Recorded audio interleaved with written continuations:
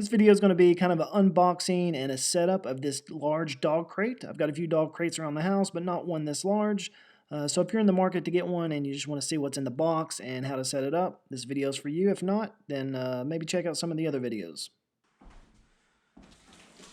So the last time I bought a crate was for a smaller dog, but I remember checking Amazon and the prices were amazing, especially compared to maybe the big box stores or some of the other pet supply stores in the area. So I went to Amazon again to look for this one, and the prices have changed dramatically in the past 5 to 8 years. So much so that I went to Tractor Supply and was able to find this crate for about $20 cheaper than what I found it on Amazon for. So I purchased this crate for $69.99 in store, but I just went on Tractor Supply's website and saw that they have it on sale for $55. So take note of that. Be sure to check their website to see if you can get a better deal.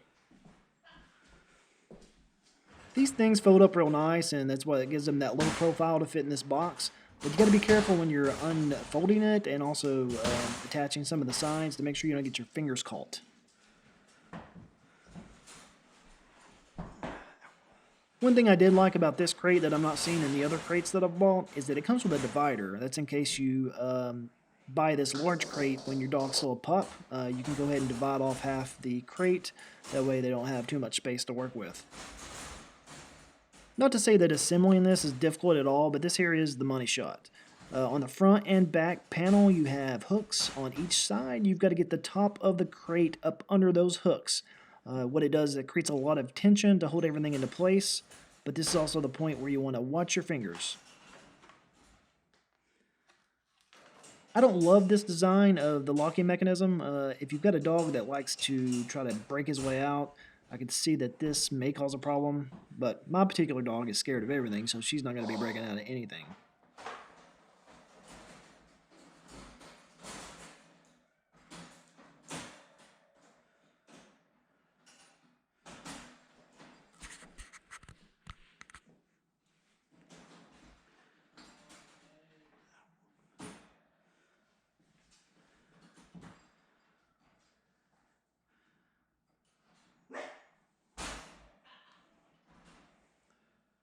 Another thing I like about this, it came with 2 handles, so it's really easy to move.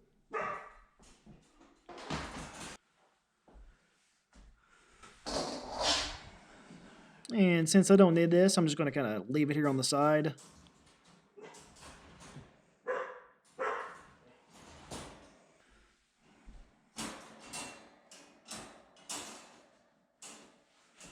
And they say these are plastic pieces for the feet. That way you don't scratch your floor up. I'm not too concerned about that, so I'll leave them in the package. And here are the instructions. And the pack decided to come take a look at it. As you can tell, the little one's not too concerned about it because he knows he's not going to be in there. The bigger one, a little bit skittish.